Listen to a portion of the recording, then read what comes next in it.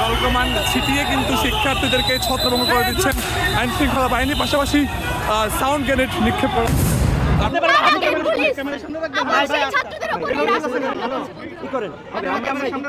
বিক্ষোভ সমাবেশ করতে যাচ্ছি, সেখানে পুলিশে আমাদের উপর নির্বিচারে হামলা করছে। ভাই যখন পুলিশ ডিসপার্স করে লাঠিচার্জ তো হতেই পারে একটু।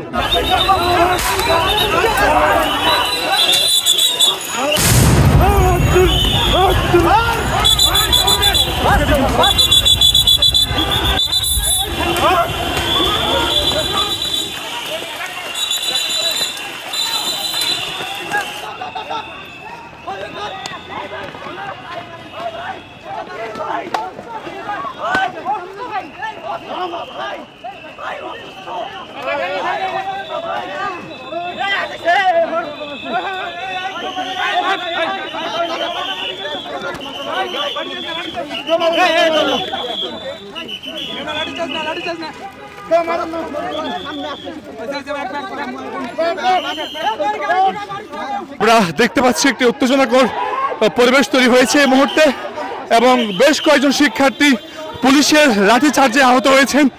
আমরা দেখতে পাচ্ছি আইন শৃঙ্খলা বাহিনীর সদস্যরা তাদেরকে ধাওয়া দিয়েছেন। ধাওয়া খেয়ে তারা কিন্তু আবারও দয়াল চত্বর দিকে তারা গিয়েছেন, এবং এর আগে তারা একটি সংক্ষুব্ধ ছাত্র জনতার ব্যানারে একটি মিছিল নিয়ে তারা মূলত স্বরাষ্ট্র মন্ত্রণালয়ের উপমুখে তারা একটি যাত্রা করেছিলেন। আমরা দেখেছি এখানে বেশ কয়েকজন শিক্ষার্থী আহত হয়েছেন।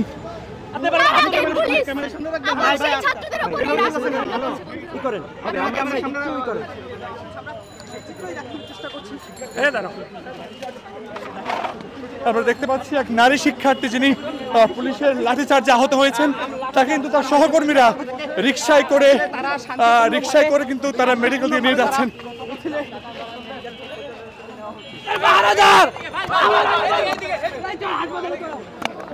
আমরা শান্তিপূর্ণ আদিবাসীদের সন্ত্রাসীরা গতকালকে হামলা করছিল শিক্ষার্থীদের উপরে।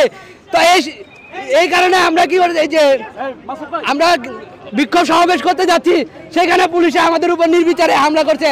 আমাদের অনেকে আহত হয়ে মেডিকেলে ভর্তি আছে। তারা এখনো 24-এর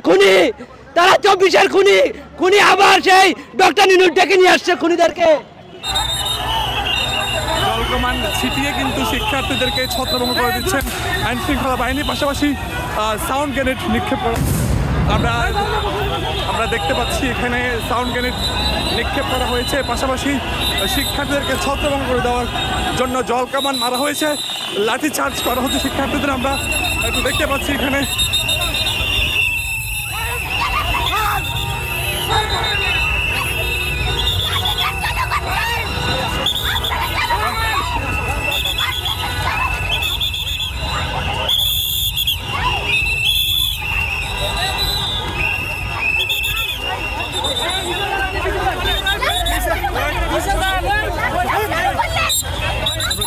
একজন নারী শিক্ষার্থী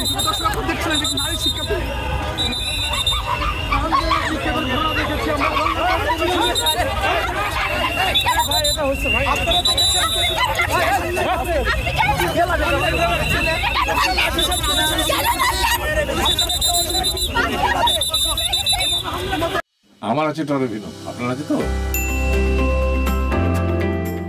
আমাদের উদ্দেশ্য হচ্ছে ডিসপার্স করা। আমার উদ্দেশ্য কাউরে মারা না, কাউকে ক্ষতি করা না, কোনো কিছু না, বরঞ্চ ওদের দাবির সাথে আমাদের কোনো ইয়ে না, দ্বিমত নাই।